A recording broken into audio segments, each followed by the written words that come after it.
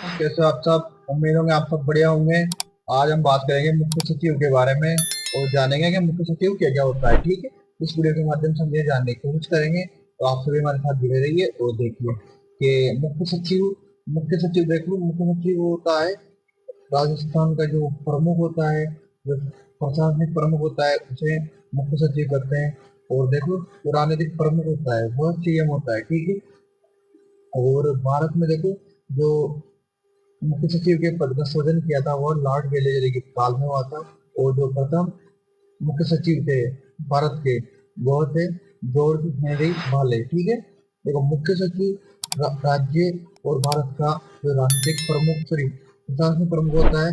और मुख्य सचिव मुख्यमंत्री का सलाहकार और वरिष्ठतम अधिकारी होता है और उसका विश्वास पात्र होता है।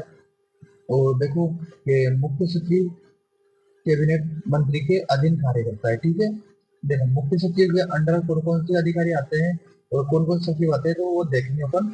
देखो वो सबसे पहले मुख्य सचिव के अंडर आता है अतिरिक्त मुख्य सचिव। ठीक है, फिर उसके अंडर आता है प्रमुख शासन सचिव। ठीक है, फिर होता है सचिव।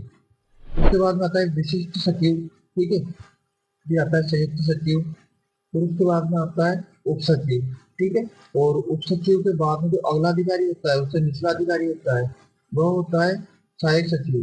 ठीक है, देखो सहायक सचिव के बाद में जो आता है वो होता है अनुभाग अधिकारी। ठीक है, और जो अनुभाग अधिकारी के बाद में जो इसका निचला अधिकारी होता है वह होता है वरिष्ठ सहायक। ठीक है, और वरिष्ठ सहायक के जो नीचे निचला अधिकारी होता है वह होता है वरिष्ठ लिपिक। ठीक है, और वरिष्ठ लिपिक के जो नीचे होता है, जो अधिकारी होता है, वह होता है कनिष्ठ लिपिक। और उसके नीचे जो लास्ट में आता है वो आता है फोर ग्रेड, जिसके लगभग अधिकारी सब सब लोग तैयारी कर रहे हैं, जो भी भर्ती आ रही है वो होती है। ठीक है, चतुर्थ अधिकारी ये पद देखो आप, तो कितने निचला है, यानी कि 12 जने इससे ऊपर कार्य करते हैं। ठीक है, और जो राजनीतिक प्रमुख होता है वो होता है सीएम।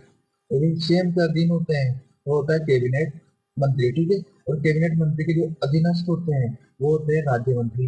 और राज्य मंत्री के बाद में आता है उप मंत्री। और उप मंत्री के निचले ये होते हैं वो होते हैं संसदीय सचिव। ठीक है, तो संसदीय सचिव देखो कैबिनेट मंत्री के अधीन कार्य करते हैं। ठीक है, और जो राज्य का मंत्री होता है वो स्वतंत्र प्रभारी हो सकता है और कैबिनेट मंत्री के अधीन यह कार्य करता है। ठीक है, और इसमें देखो कि मुख्य सचिव मुख्य सचिव को देखो राज्य का वरिष्ठतम प्रशासनिक अधिकारी ये होता है। ठीक है गाइस, ये हो गया हमारा मुख्य सचिव के बारे में कुछ जानकारी। और पार्ट 2 में